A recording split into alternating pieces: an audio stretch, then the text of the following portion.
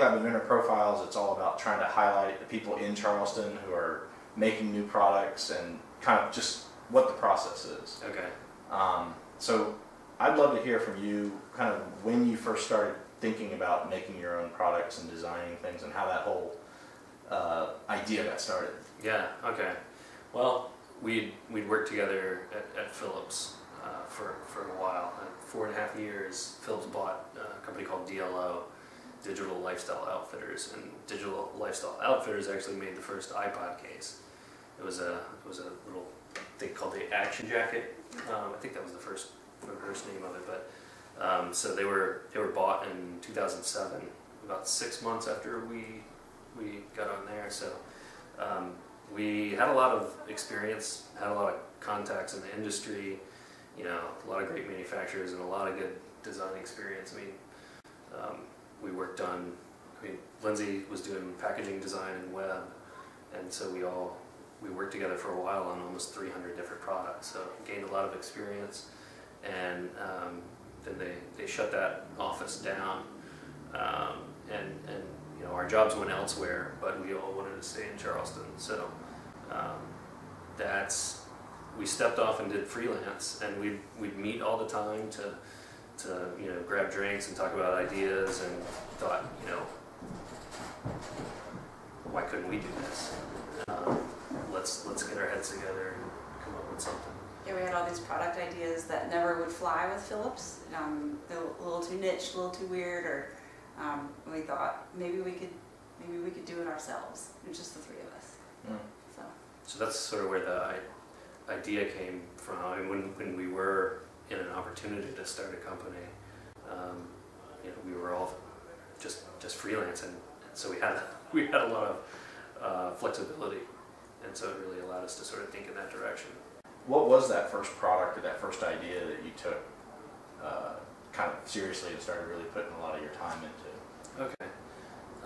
Well, we had a pretty good list. We got together and developed maybe 10 different concepts, sort of developed a roadmap. We were kind of used to that thinking at Phillips, where you're going to develop a whole line of products, and so we got together and came up with about 10 ideas that we wanted to work on, and decided, I think it was sort of narrowed it down to 3 that we were going to concentrate on first. And Lindsay's idea for the snooze was actually the first one that we concentrated on. How we selected that. Basically, each of us picked sort of our favorite idea, and then thought, you know, as a new company, how do we want to debut ourselves? And we are positioning ourselves as, you know, problem solvers with, you know, clever ideas, mix of materials, kind of surprising interaction. And so what's our first interaction of the day that sucks, that we'd like to improve? And a lot of people wake up with their iPhone, so you know, you accidentally turn it off instead of snoozing, because the tap and swipe are indiscriminate when you're waking up. Or you like knock your phone off the dresser, there's nowhere to charge it, or the docks that are out there are all like $100 speaker docks, they're not just minimal. And then we loved the idea of just bringing back this snooze button. So that physical interaction, it's sort of every time anything had gone virtual, and at the time the iOS had the buttons, the off and the snooze, right next to each other, and you would all the time you'd hit the wrong one and you'd sleep through. I would sleep through. I missed a lot of meetings, morning meetings, but so the idea was how do we solve the problem as simply as possible. That's the Distil part of Distil Union, getting down to like the essence of a problem and simply addressing it. So it's mechanical instead of electronic. There was no dock. It worked with your existing cable that you could thread through the back, so your cable would always be there instead of losing it behind the nightstand. Yeah. And then I think Kickstarter was, maybe I'm getting ahead, but well, I guess the reason why we picked that one at first, because it was the first interaction of the day, and we thought, you know what, let's tackle first things first. Once you picked the product, then what was the next first step? Like, how does it then transition into it's a project that you're working on? At that point, it just sort of exists as an idea and a sketch, and it may be a really rough sketch. So then we would quickly sketch more ideas out and then just quickly mock it up. I mean, these are quick, dirty, ugly prototypes, sort of proof of concept. Does this engage? Okay, we can get it to engage the snooze button. That works. Let's work on refining it and making it look good. So those were the next steps there. So can you talk through kind of the materials at that early stage? Are you using like Arduinos, or is this still all kind of in a SolidWorks type of program? Or it's even before that. Okay. It's literally taking blocks of wood or bits of rubber, materials that you've got laying around, foam models, and just carving it up with wood tools and sandpaper, and I mean, these are ugly things, but they prove it's really great to get in there and work at that level, because if you jump immediately into the computer, you spend a lot of time refining and making something that looks really good, and then you get it out and it doesn't work very well. So you want your first working samples they can be really ugly, but they prove a point and get you further along in development. So, for 3D modeling, I use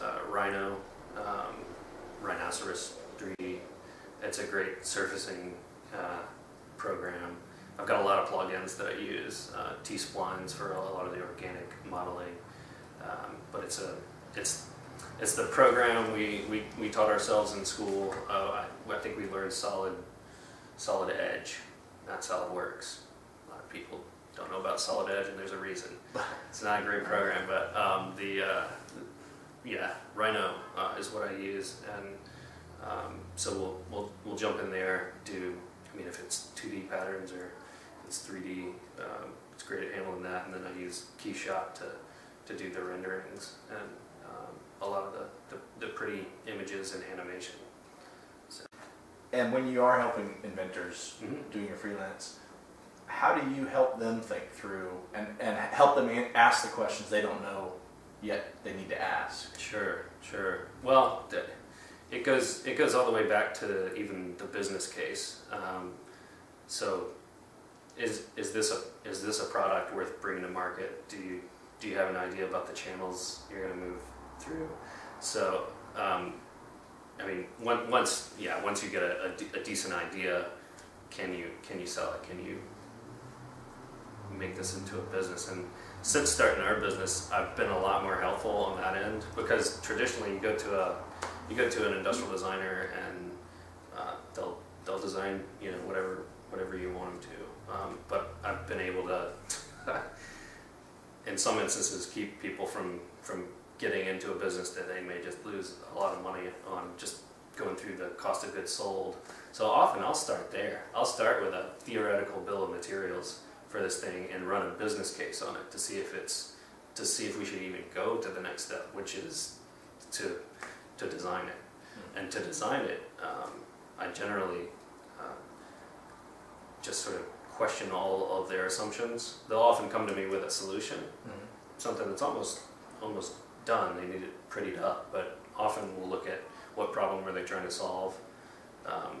Is that the right problem to solve? And oftentimes you'll have to scratch where they are, back up, and come up with a new solution. So I'm always trying to get them to back up, and that's hard to do. I mean, a lot of times you're in love with the solution, but if you can really look more at the problem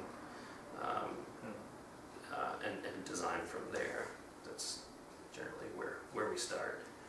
How soon do you get the feedback from customers in this process? Okay. Well, our method has been to develop it to a certain point where it's manufacturable, even to a pilot run. We'll ask friends and family for feedback to get us to this point, and then we've run the Kickstarter campaigns. We've done 4 of those now, and that's been just really valuable feedback, both on the product, the marketing side. So that's where we've been fortunate enough to get a lot of feedback that way, where our our first production run will be paid for. We haven't paid for a production run, say, here you go. We usually get feedback even before we're pulling the trigger on production. So it's a great solution. This is a good segue into Kickstarter. Okay. You guys blew up on Kickstarter with this product, the alarm clock, I believe, and you've done 4 other ones. What's that whole process like? What are the best practices, lessons learned? That is an entire show. Yeah. It's got a huge blog post coming. Yeah, we've been working on a blog post for a couple of weeks, but to just try to help people. Launching a product on Kickstarter is different from, there are different sort of projects on Kickstarter, like movies and comics and things like that. But as far as a product on Kickstarter, it's a great market test. Put your idea out there, see if it resonates with people. They are going to tell you what they think of it, which is great if you're ready to be receptive. And also, you're able to test price points. So one thing we've learned a lot is to calculate your goal. And we have a formula we've worked on to help you cover your cost of goods, also add some padding in for things that are unexpected, but also fulfillment of your product, costs like that, to follow through and actually deliver. And then crafting your campaign in a way that you have early bird specials that are really good discount on your product. Yeah. And that'll help. And how many of those do you need? Limit it to that many to get to your goal. Then you can get to your goal faster. People see that you're a successful product. Mentally, it's just a lot easier to back up a product that's already successful. Yeah. What about the difference between selling online versus retail? And sometimes I've been told that you have to pick one or the other, that the retail don't want you to be selling online, and if you sell online, it might cut off your ability to do retail. And so, what have you guys found in that? We're learning. Okay. Yeah, we are, and we've been primarily an online business. The advantages there, you don't have as many cash flow problems. You're getting paid immediately. Your margins are a lot better. Disadvantage, you're not moving as much volume. You're not in front of as many eyeballs. So for a small bootstrap company, it's been a great way to grow slowly and smartly, because as soon as I sell something, that's money in the bank. I can put that into new product, new development. If I'm in retail, sometimes you don't get paid for 60, 90 days, and that can. So you've got to generally have a much deeper pockets to play in retail, especially in larger retail. There are a few things that you can do to appease the larger retailers. You can, if you do sell on Amazon, a lot of major retailers don't want anyone selling your product on Amazon. But if you're the only one selling your product on Amazon, you're able to control that price, because they're worried about people just dropping the price. But if you're the only one selling, and Amazon's a great market, it's a lot of eyeballs, but you can keep that price and that value consistent, so that it doesn't affect the retailers that you send into, that you sell into, and they're usually not going to worry about you selling on your own site, because your own site is not an Amazon. You're not getting the kind of eyeballs.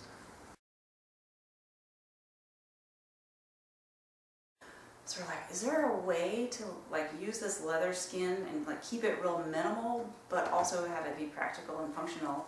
Because we would just leave to walk up King Street to get lunch, and the guys have their pockets, and I've got my bag, and it was always keys, yeah, wallet, phone. So it's the how we call it the 3-pocket Macarena. Yeah.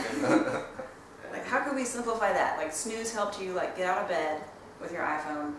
What's next? Okay, you're leaving for the day, or just you want to simplify what you carry every day.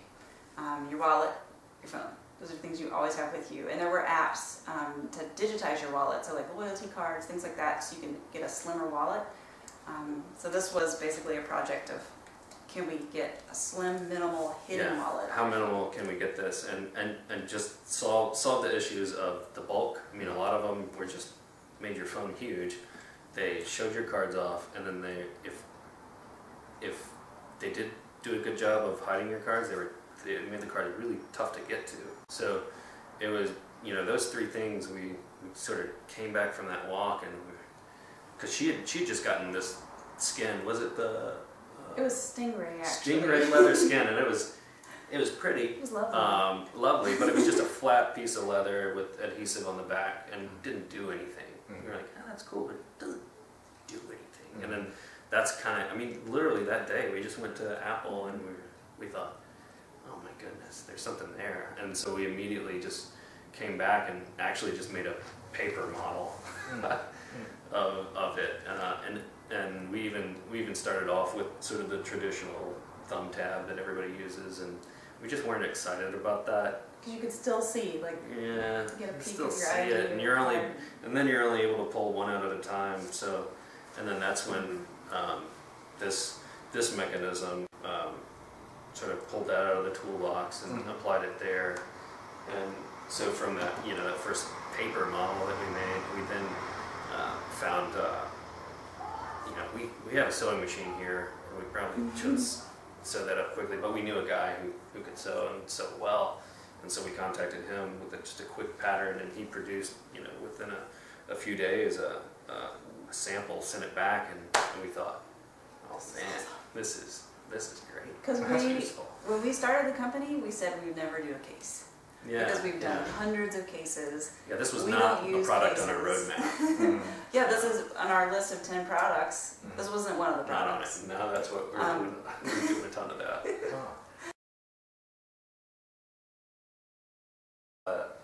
What type of materials do you guys gravitate towards, and what are some of the new materials that you're really excited about developing things for?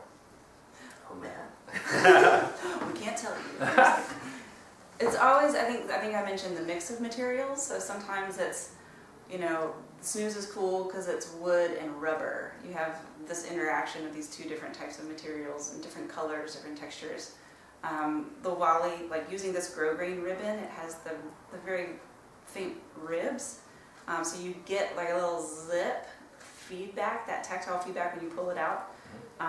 So the rib, even the ribbon, like that detail, is something that we'll consider. And even the type of leather, we've learned so much about leather. Started with like vegetable tanned leather, and now we're using a chrome tanned. You can split actually a little bit thinner. That gives it more flexibility. It's a good bit stronger. I mean, vegetable tan leather is great and has some great aging properties. And so belts and shoes and great.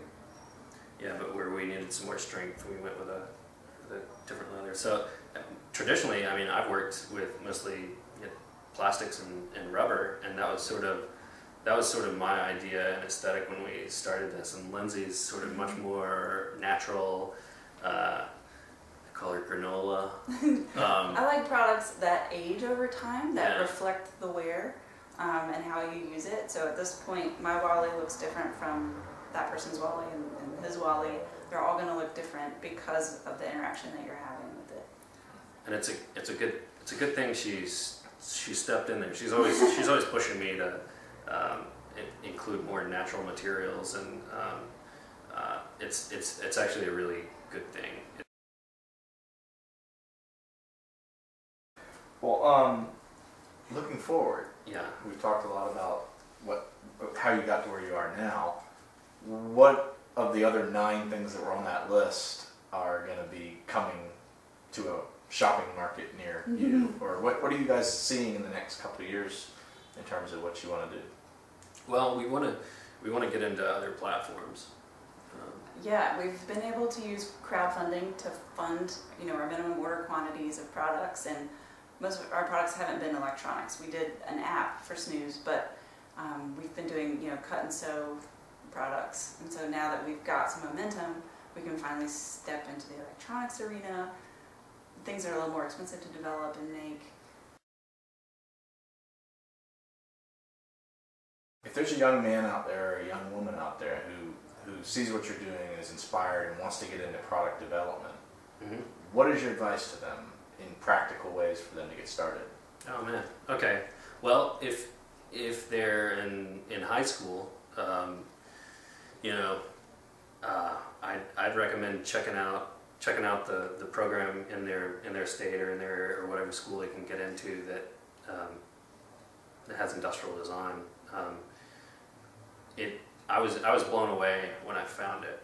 I knew once I stepped into the building that's where I wanted to do. There were sketches everywhere. There were foam models. I mean, they designed anything from a toothbrush to a car. And I, in my career, I've designed boats and small electronics and cut and sew wallets. And so they teach you the methodology.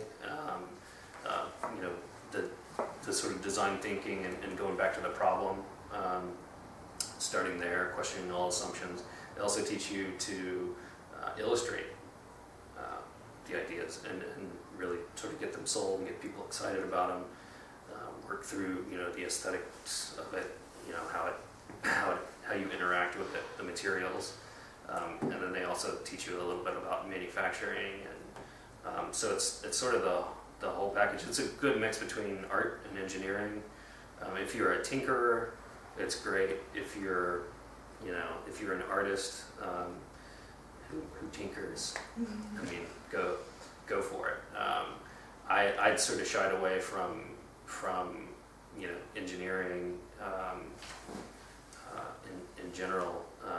Just it was super math heavy and not quite what I wanted to do. My dad was a mechanical engineer, and he would have loved this if he found this in college. So anybody who wants to get into product development, I definitely recommend industrial design.